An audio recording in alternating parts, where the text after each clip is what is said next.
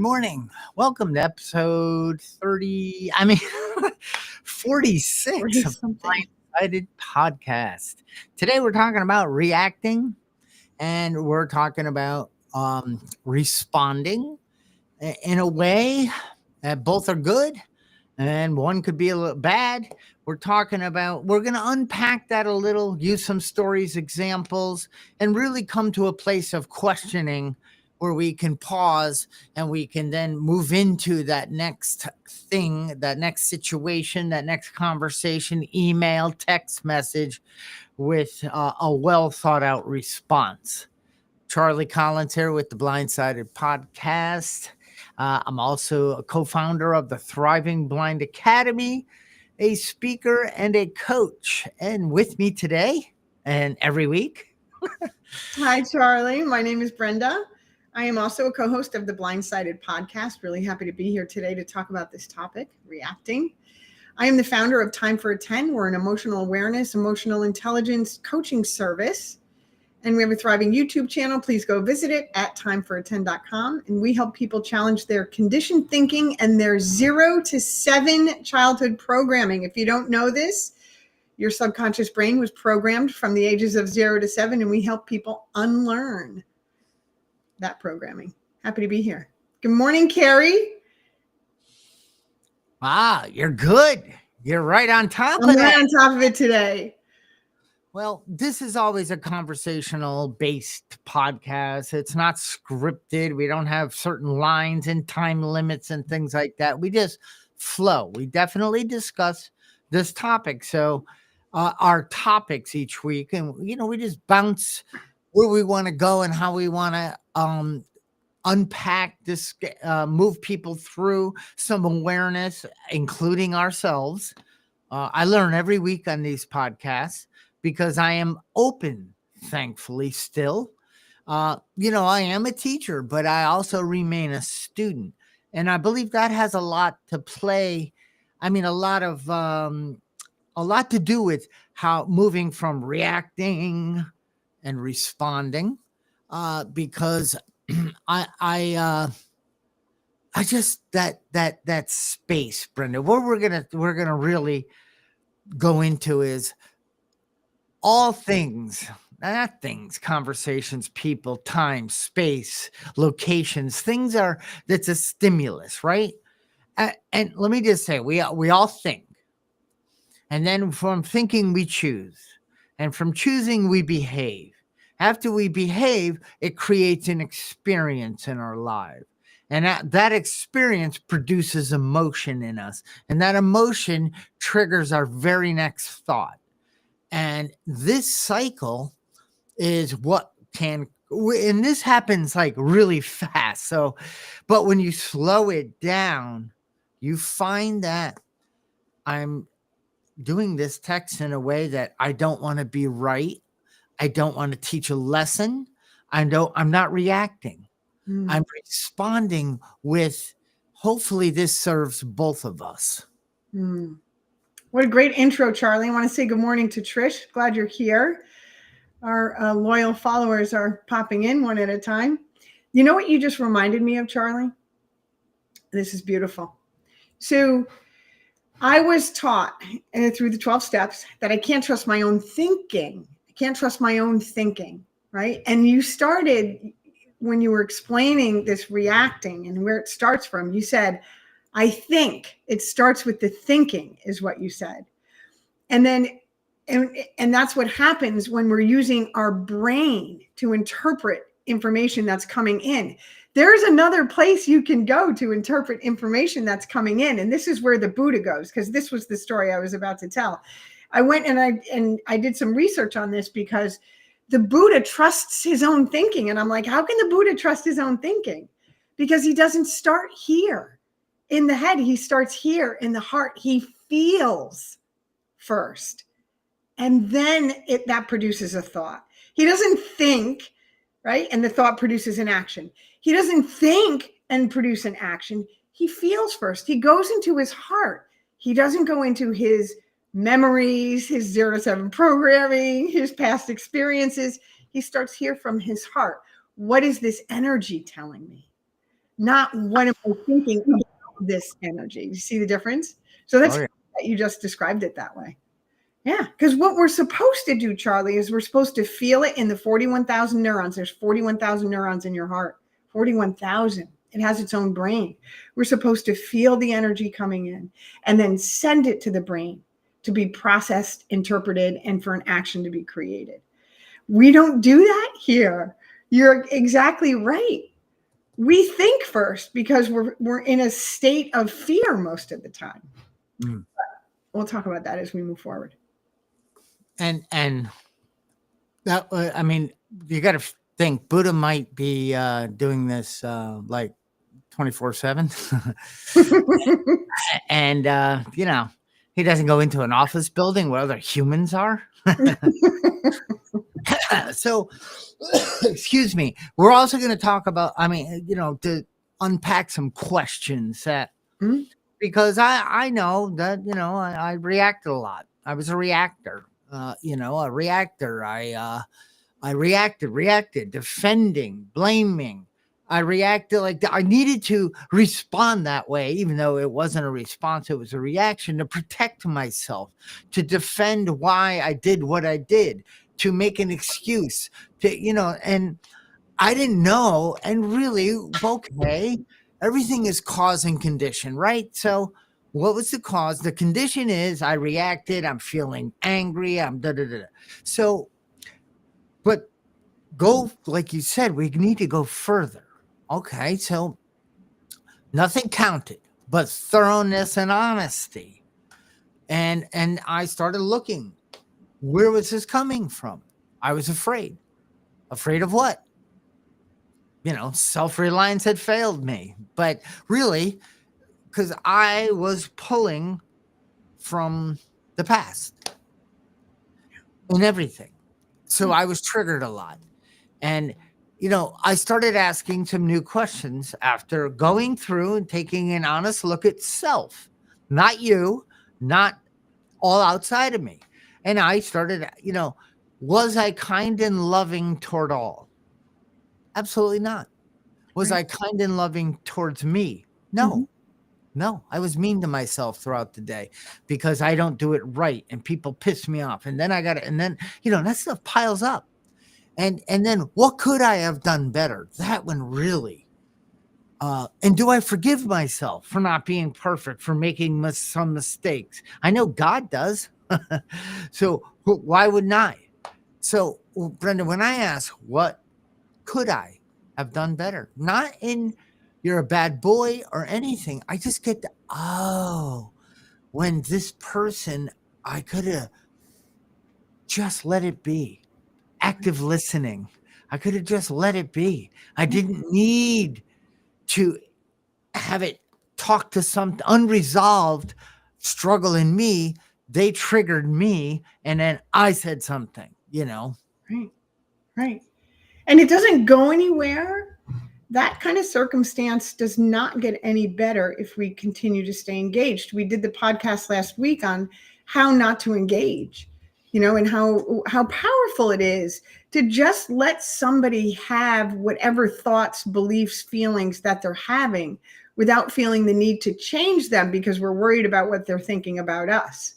The bottom line is, and this is from my own experience with people, is the people that want to think ill of you, that want you to be the nemesis, that, the people that want to put you in that box are going to put you in that box regardless of what you do, what you say, or how you behave.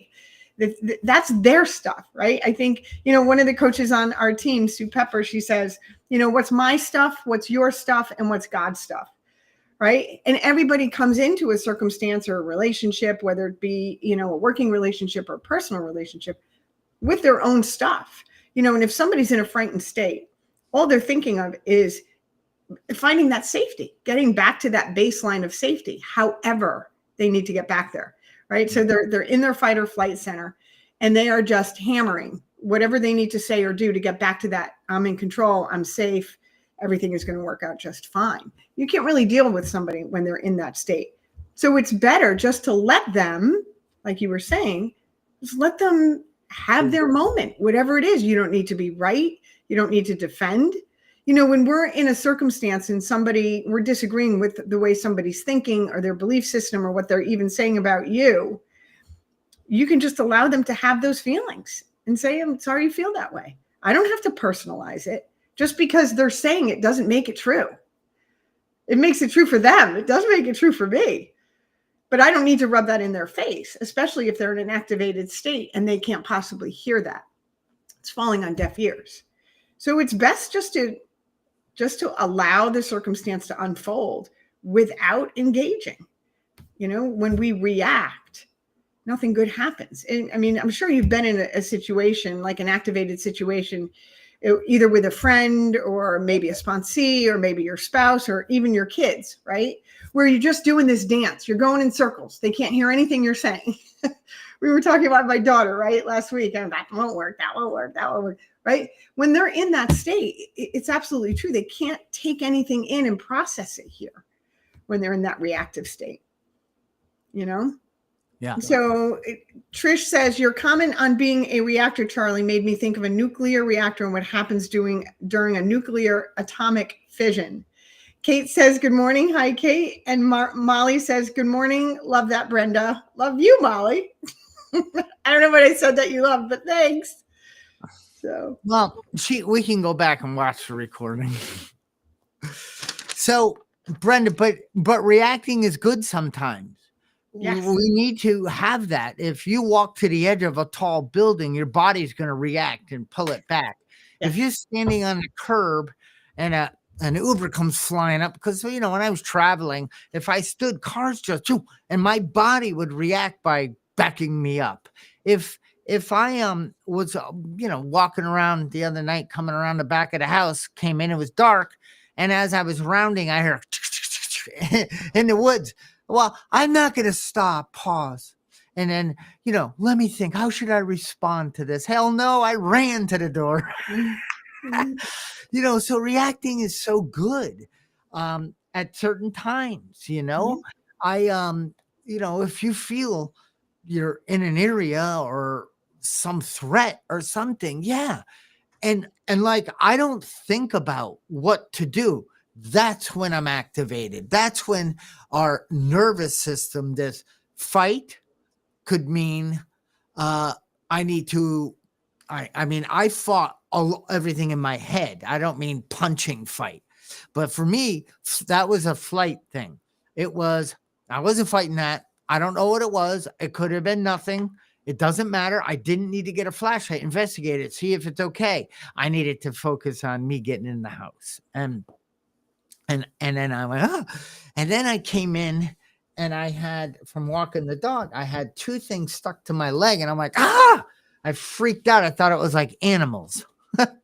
So, I entertained myself from some of my reactions. Mm-hmm. And those don't cause me suffering. Those are the ones our Creator put in us for a reason. Brenda, I was moving the salt and it slipped out of my hand and my other hand reacted, went underneath and caught it. And I'm like, sweet. Ninja. I couldn't have planned that. And you're driving. Did you ever have to react behind the wheel? Mm-hmm. Like, the cars are slamming their brakes. Let me pause and literally think of the best way to press the pedal. Hell no. You hit that thing because that is survival. That is you staying safe. Right. And that's great. But what happened? Why did it start to spike? That part of me started to activate a lot more throughout the day. How is it that we give our power away? That's what I'm doing. I'm not surrendering. I'm just giving my power away to the people, the places, the things. My gosh, I could talk about a few things that make me start getting a little cuckoo. And they don't. It's my thinking. And Brenda, I just want to get down to, are you willing to take a look at this? Are you willing to do the work? Because just knowing it is not the solution. Self-knowledge does not fix it. What does?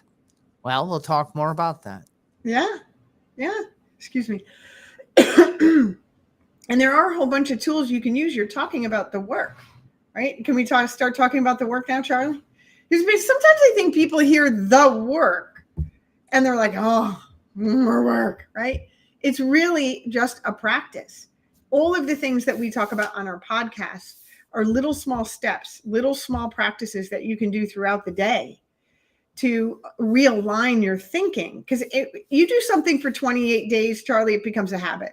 So you start to, practicing a couple of these tools, and you practice it every day. You put a sticky note up. That's what I do when I'm learning a new tool. I put a sticky note up somewhere like on the refrigerator, where I know I'm going to go to that refrigerator a number of times during the day. So I'm going to be reminded. It's that simple. I put a sticky note up. Remember to think with your heart. Remember to ask your heart what's going on.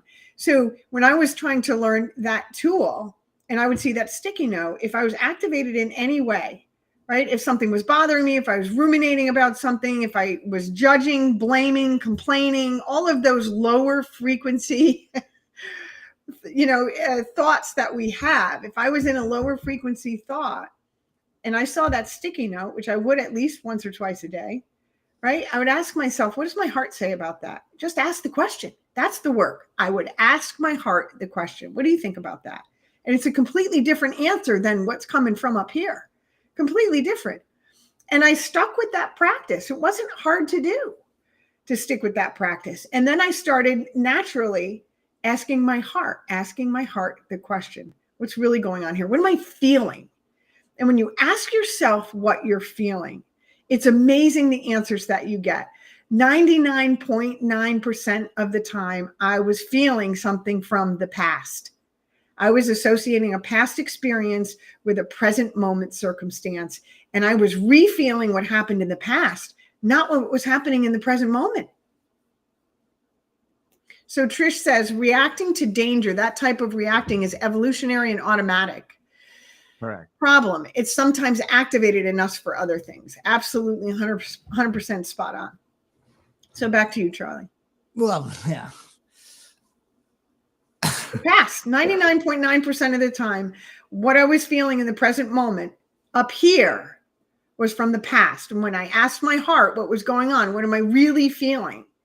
It would show me what I was feeling in the past, that I was bringing that past emotion into the present circumstance when the two circumstances aren't related. Even though it may feel slightly similar, the present circumstance is completely different because it's happening now. So I got into boating years ago, and I started on a sailboat. Then I moved to a motorboat, and then I moved to a bigger boat. And it's the opposite of houses. Houses, you start big and you scale down. Boats, you start scale up because there's never enough. But anyway, but I don't, know how to. I'm sure everyone's been to a marina or you've seen a picture of one, and they're small, and these boats are big, and you're in water, and they don't have four wheels, and they move around a lot. So I thought, my God, I need help, because how am I going to pull this in and then put it in this tiny little spot around all these very expensive boats? And between my dad and another friend, Joe, they explained it. There's two things that can happen. You can respond to the boat, to the situation, to the stimulus, and you can, or you can react. And if you react and allow the elements around you to take over, you're probably going to make a big mistake. Mm-hmm. Whether that's hitting another boat, hitting the rocks, hitting the dock, and looking like an idiot. And that was my biggest fear. And I said, okay, well, how do you do this? Well, Brenda, and this is life, right? Mm-hmm. Was I willing to learn? Yes. Was I open? Did I think I knew what to do? And it's not me. It's the water. Water should not be currenting that way today. That's why I screwed up. No. I was taught. My dad said, you got to know the tides coming in and out. You got to look at the telltales. The little things on the sailboats and which way they're blowing tells you which way the wind's going. Okay. So you need to think about that, because that means the wind and water is going to move the boat. Even because when you come in, you got to really reduce the power. So now you're at the mercy of some quick thinking, moving the motors, shifting the boat, pulling it. I mean, it's freaking stressful. And I watched once I docked, I almost like just let go of everything and said, ah, yeah, that was my reaction. Just let it crash. I'll deal with it. And, but I didn't. But almost every time I remember, because I was willing to do the work. You know how many times I pulled in and out to practice? And I finally, the guy, Joe, my friend, was like, all right, let's do it again. I'm like, no, I don't want to go against my luck. I might screw up the next time. He said, that's why we're going to keep doing it until you are confident and you know how to respond to the feel, to the wind, to the water, to the people on the dock that are watching you. And you go ahead and watch other people. I watch people come in, smack other boats, like get scared and come flying in and hit the dock. And oh my gosh. So I think that goes along with, if I hadn't been coached and mentored in the way of my dad and Joe. I mean, I used to say, watch my dad do it. And I'm like, he would just, you have a 33-foot boat, a 12-foot beam that has to fit in an 11-foot spot. It's not really the truth, but it feels that way. Right. And you have these two big, and you are just shifting the boat, Brenda. And then you're moving the wheel a little, and then you're tapping. And all of a sudden, the boat's just perfectly moving in. And it's like, how did you do that? Mm-hmm. And that to me is life. Am I willing to take a look at, I'm responding to the boat not doing what I wanted to do because I didn't take the time to learn all the metrics, all the stimuluses that can affect how I put the boat in a safe space. And I learned how to do it. And I coached the people on the boat that this is how I need you to perform and be, so I can do this well. And don't ask me questions when I'm up there, or I'll choke you later. You know, you got to be focused. And that lesson applies to, I take what could I have done better? What could I do better? Not could I have done, because I can't change the past. How can I learn this in a way that serves me and it doesn't activate me, doesn't get me angry, doesn't get me thinking I'm not good enough, I'll never know how to do this. I don't want to activate that part of me. Right, right. And all those things you're talking about, Charlie, that cause you to react, right? All those, the reaction comes from one thing, and it's fear, that evil and corroding thread.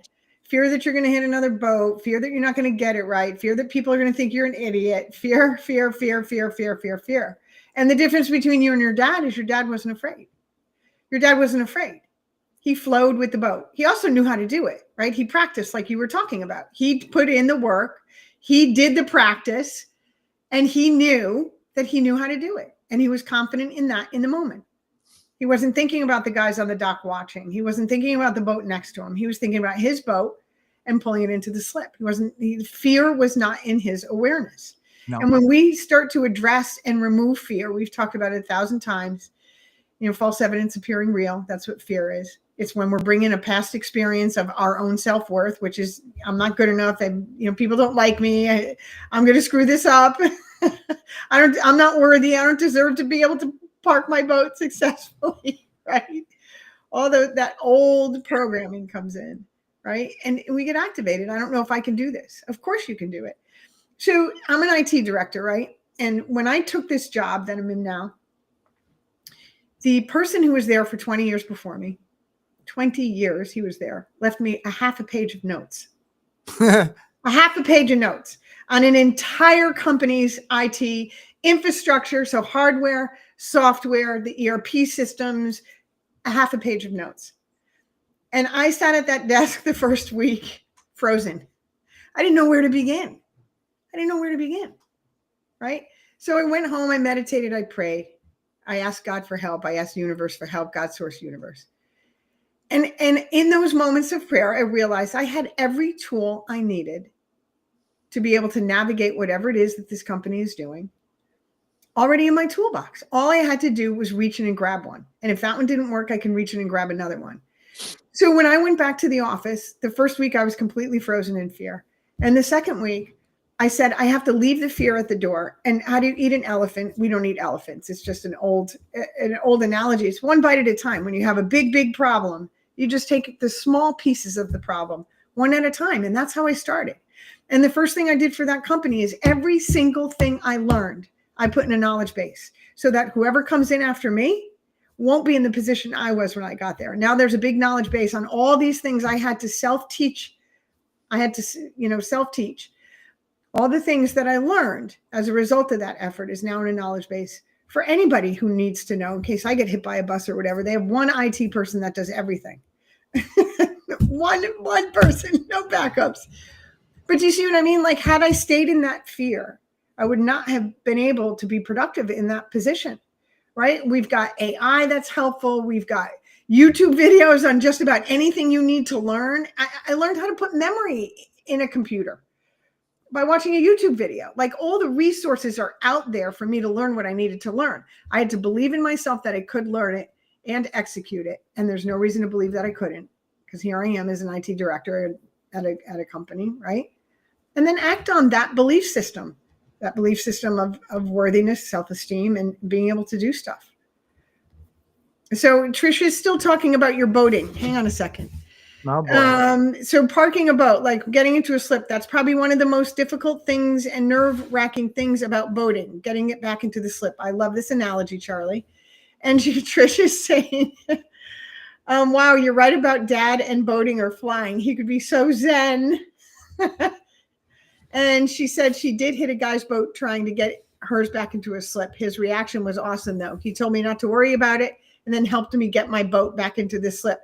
That's really nice, Trish. I have not met a lot of people like that at the marina. When I had a boat, my ex-husband was hitting other people's boats, which he did regularly. Back to you, Charlie. Well, I became to enjoy pulling the boat in and out of this slip because it was an art. And even coming out, the wind could be, you come out and it could push you towards the other row of boats. So you got to boom, boom, boom, and get it in line and pick a line, right? You pick a line and you feel it. If the waves and the water got tough out there, you needed to chop the waves a certain way, not hit, it's life. It's like, and you had waypoints, little mini goals that you wanted to get to in the boat to get to your final destination to help keep you on track. And a boat is a big compass, and you could be going, oh, looks like I'm going straight. Oh, I'm way off track, so you've got to be awake. And that's how life is. It's like, why am I out here gardening when I said I was going to wash the car, type of thing. And when I get that lost or off course, I start reacting. I start getting angry. And it seems like I'm angry at you, but I'm mad at me for not staying true to my intention, I guess, is really where I'm going. Now, Brenda, you said computers, and computers have hard drives. I know you said how to install memory. And I don't know how many people know. I wish we could install a little in us. It's coming, Charlie. It's right around the corner. And RAM is basically, it's random access memory. It helps move things around a computer, and you can beef it up so it moves it quicker. And an uncluttered mind, where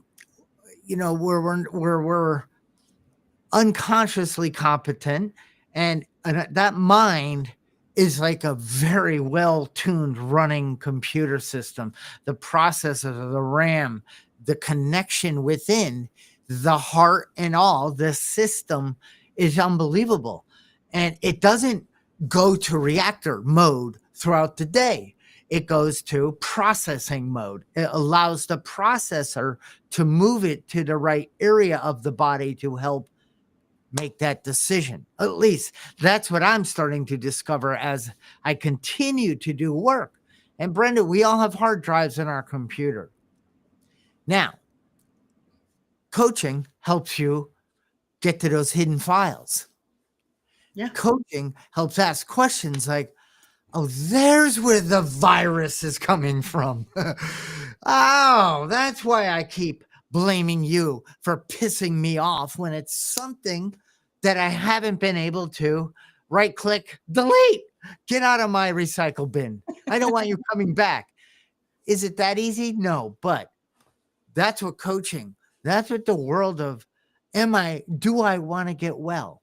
I don't mean everything area of your life, but I ask guys and people I work with, do you want to get well? Are you willing to go to the lengths necessary to move from where you are to where I know you could be? Yeah. And yes, but what? There is no but after a yes, unless you are canceling the yes. Yes, but you don't understand. I'm legally blind. I only have a high school diploma. I don't know how to do all this stuff. I don't have the time. I have a job. I got to get a car.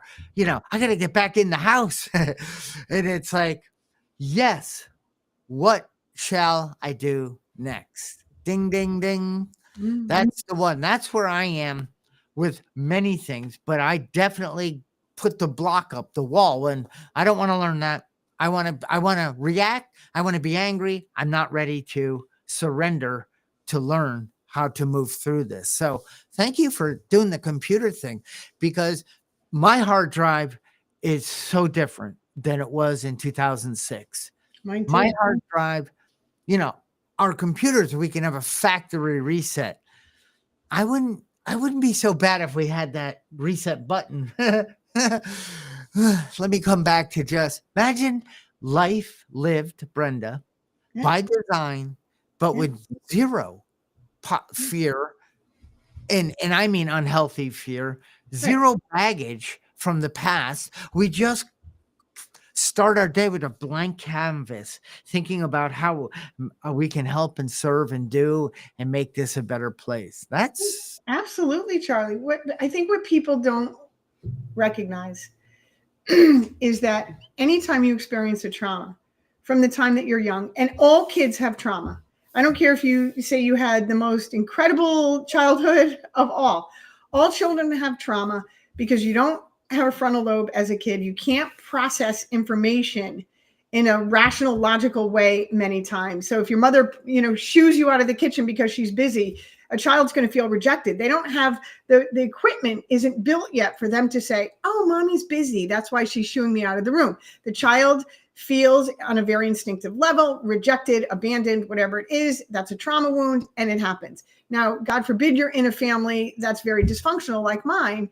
The trauma is severe, right? And trauma is nothing but, I love how Dr. Mitchell Saskin at Columbia described it like this. He said, it's temporary separation from spirit. So when you have a traumatic experience, you're temporarily separated from the essence of what you are, which is spirit, because we're spirit, mind, and body. Spirit, mind, and body, not body, mind, and spirit. Spirit, mind, and body. So you're temporarily separated from that. That energy gets stuck in your system. Now, anytime something happens that even remotely resembles the feeling you had back then, triggers that stored energy in your system, and those feelings come up as if it's happening today. So you're bringing old stuff into an event that's going on today. So in order to clear, the work is to clear that energy out of your system. It's to go back and look at it as an adult, comfort the inner child through that experience, allow the feelings to rise for expression and release, and then it's gone. And this is the work that really works. And we learned how to do this by doing turnarounds. I do turnarounds with clients all the time where we look at an experience, we look at the feeling that's coming up, we identify where in the past that feeling happened the first time. Is that really what you're feeling now? Most of the time, the answer is yes. We grieve that emotion that happened way back when. We grieve that trauma that happened way back then. It gets released out of the body. And now it's no longer being triggered. So you can respond instead of react when a similar feeling comes up. That's the whole kit and caboodle of the work. And this kind of work really does change your thinking. Somebody asked me not too long ago, because I had a horrific childhood. And I'll never forget the first time this happened. It's too long of a story to tell now, but I share it with my clients. They were asking me about some of the things that happened in my childhood. And Charlie, I couldn't remember because that trauma has been released. I couldn't remember. I'm like, I really had to dig deep to recite a couple of examples of the horrific abuse I endured because I have cleared that energy from my system. And it's an effort now to go back and remember it because it's just not in my awareness. How beautiful is that? And I'm talking every kind of abuse you could think of, intimate, physical, emotional abuse as a child. And it started early, before the age of 7. I can't remember it now. It's an effort to go back and pull those stories up to share with people. Beautiful. You made me think about, if your mom shoos you out of the kitchen or something, like, well, yeah. But I was thinking it was so traumatic growing up. I would come home from school and there would be a pile of clothes on the kitchen table. Now, the whole kitchen table, there were 6 kids, had each pile. And my pile, my mother would say, don't forget to take your clothes upstairs. As I was 3 steps heading to go upstairs, and I go,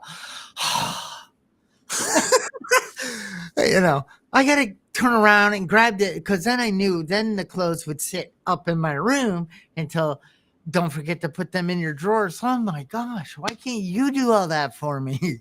I'm not kidding. But it's so funny that I remember, like, I never thought, oh, Mom, you allow me to throw my clothes somewhere, then you wash them all, you fold them all, you keep the house. I mean, no, now you're like bothering me because you're making me do something.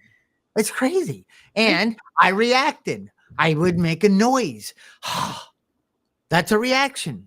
I didn't respond. Mom, I'd love to. I am so blessed to have you. Thank you for, whoops. Sorry, Mom. I didn't think of that back then, those days. And you said that fear, that evil and corroding thread, and the part that really keeps us in the fabric of our existence. So it's shot through the fabric of our existence. So think of a piece of fabric. It comes up, it runs the show, it goes back under, and then I pull it back up and I go back under. So it's like that's what I think of when I think of the fabric of our existence was shot through, because fear shows and goes away, comes back and forth. And kind of like when you're sewing or knitting, right? You're bringing that up and you're putting it under. And when it's under, it's never gone. It's whatever is happening throughout my day. Poop, time to come back up.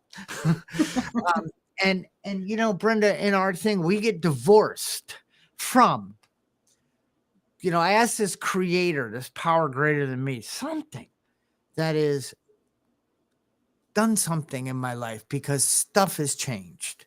People have changed, but they didn't. It was my perception. Yes. Places have changed, but they didn't. It was my perception. Yes. Time has changed, but it hasn't. It's only slowed down and gotten better. All these things I thought, I'm like, but it was really, I saw the world as I was, not as it was, because reality is whatever I make of it. And as my personality shifted and changed, my personal reality came with it that way. Charlie, Carrie is saying that she mastered going in circles when Dad would let me try and drive the little green motorboat. Yeah. Dad was so particular about it. I tried to follow his directions, but I was still doing circles. That's a great memory. I love hearing about all these memories. Trish is bringing up The Body Keeps the Score as it relates to the stored energy in your body. That's a great one. I love that book. I have it. And all kids have trauma. I didn't know that, Brenda. It's very helpful for me to know. I'm glad. And all kids do have trauma. And Carrie is saying that your dad never overreacted. It's a great example of responding with love and patience. Yeah, as parents, our parents, my parents were not that way, but that's a whole nother story. But I'm that way with my kids. I don't overreact when they make mistakes, because making a mistake is 100% natural. It's how human beings learn. If you asked me today how I became successful at X, Y, or Z, I would really have to stop and think about it, right? I really would. I'd have to stop and think about, what did I do to be successful? If you ask me how I failed, I can recall that in an instant and share it with you. We tend to personalize our mistakes when making a mistake is how we learn. See, I remember them because I learned from them. That's why I can list them off quickly. Making mistakes is so natural. And I think people don't realize that if you're making a mistake, woohoo, you're going to learn something really great. Same thing with pain. But if you continue to make the same one, you keep losing your sunglasses, you keep losing this, Yes. Then that's insanity. That's insanity. Yes. And then you're going to be a walking around reactor, and you're going to burst. Yep. You're going to have a nervous breakdown, a stroke or something eventually. If you're not, life is not meant to be that way. Life is challenging. Absolutely. Yeah. And like a computer, if you're not running scanning software and keeping things clean, it's eventually going to crap out. And that's what happens to us. We're going to get overloaded. And that's, I don't mean to be negative, but I almost crapped out. It's either life's going to do it or my mind is going to think that's the best option, because I cannot understand how to tolerate and work with all this stuff. Now, Brenda, what's our code? What's our code, Charlie? There's so many codes that we talk about. Come on. To thine own self be true. Give it to God. What's our code? Love and tolerance of others is our code. Love and tolerance of others is our code. And I know there's many. That's a principle. But love and tolerance of ourself is another code. Yeah. Really important. I was always taught, I got to worry about everyone and, I got to accept them and all that. But do you accept me? Do I accept me? No. So how am I ever going to accept you? If I can't love and tolerate the fact that I screw up, I react sometimes, I make mistakes, I say things I wish I didn't, nothing like it used to be. But if I can't love and tolerate the fact that my humanness is going to screw up and you want me to do it for you, it ain't going to happen. Right. And, am I kind and loving? Why am I kind to myself? Do I nurture? Do I think about my thoughts? Am I, why didn't I put that something away? Because I was rushing to the next thing. What could I have done better? I could have stepped back. I could have then put the item away and thought it through. Next time I come to this, it's going to be where I need it to be. So I'm not going to have to look for it. When I can't find something, if Molly's still listening, she probably has a smile. Watch out. Because I'm mad at myself, but I'm going to take it out on you a little bit if you're in the area. Like, I can't find my stupid phone again. I hate the thing. They make it black and everything, and it's on a dark counter. I can't see it. It's my blindness. That is why I can't find my phone, and I'm a loser. Holy crap, that stuff just triggers Brenda. So I say, well, maybe if you put your phone in the same spot, is it a pain in the ass? Yeah. But if you create a system like a killer ERP system, then it's going to give you the results that help you become more of a responsive, grateful, calm, peaceful person. Yeah. Yeah. Small changes, big results. And you can't give what you're talking about. You can't give what you don't have. Everything starts with you. You have to be kind, loving, tolerant, patient with yourself before you're going to be able to do that with other people. How you treat yourself is how you're going to treat other people. How you do anything is how you do everything. Yeah. So I'm going to read this last comment because this is, I recommend this book, and Trish is reading it again. I read it and I did a paper on it, and I read it again and I read it again and I read it again. It's Man's Search for Meaning by Viktor Frankl.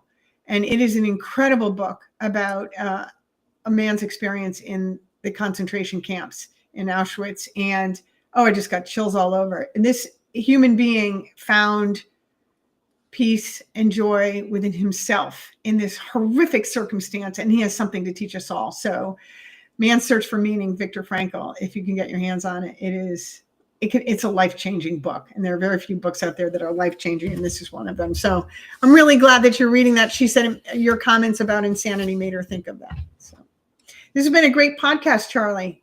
It certainly has. And yeah, I read Man's Search for Meaning years ago. Oh my gosh. It's like, wait a minute. I have the power to choose my attitude? Yeah. And I'm getting pissed off that I can't find my sunglasses and the whole world is collapsing around me.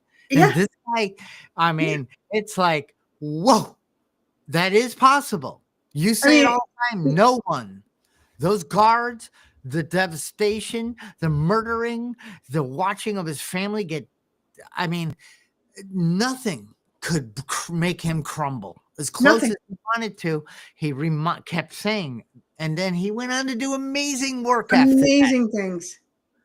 So yeah, that was there was a couple of few books back in the early days that were just like blew my mind, and my mind needed some blowing. Yeah, it's a life-changing book. It really is. You read that book, you'll stop complaining. Whenever I think I have it rough, I pick it up. Like, really? Yeah, you will. Yeah. And then you'll fall back unless you don't do a daily practice or you don't work towards and you don't have a common, you're not aiming in a direction to improve your quality of your life, your thinking, your behaviors, your relationships. If you're not doing that, nope, you'll forget about that book and you'll start becoming a nuclear reactor. Yeah. And one last thing, Charlie, I think what people forget is, why are there 8 billion people on the planet? And it's not, from overpopulation or people having, it's because we're supposed to be helping each other. Yes. We're supposed to be doing this together, not by ourselves. A conditioned mind can't fix a conditioned mind. Find your community, find your coach. Use that community. I have a beautiful community of people that I could reach out to 24/7 that help me get through my tough days. I do not do anything by myself. I don't. There's no reason to. We're connected for a reason. So find your community and use it. And subscribe, like, share, do all the wonderful things, please. And also, Brenda and I are working on a webinar, and we will announce it. But it's going to be an in-depth webinar training / it'll have handouts, which could be on your computer screen. But we're excited. We're working on our first webinar series. Well, it won't be a series. It'll be a training to dive in deeper to what we do here, because the how is going to be revealed. So thank you all for coming, and keep an eye out. Well, we'll let you know when we're going to announce the date on the webinar, and you have a wonderful, blessed week. Bye, everybody. Thanks for coming. Love you guys.